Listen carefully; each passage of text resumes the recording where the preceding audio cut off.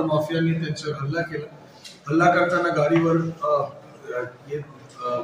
चोट म्हणजे गाडीला मारला, त्यांना मारला आणि त्याचे काही इंजुरीज त्याच्यामध्ये झालेल्या आहेत. याच्यानंतर त्याच्या जस्ट मागे आपले एक जळगाव जिल्ह्याचे एक तहसीलदार विजय बनसोडेजी त्याच्या जस्ट मागे आले आणि त्याला बघून ते सगळे पडून गेले. या संदर्भामध्ये काल गुन्हा दाखल करण्यात आली होती.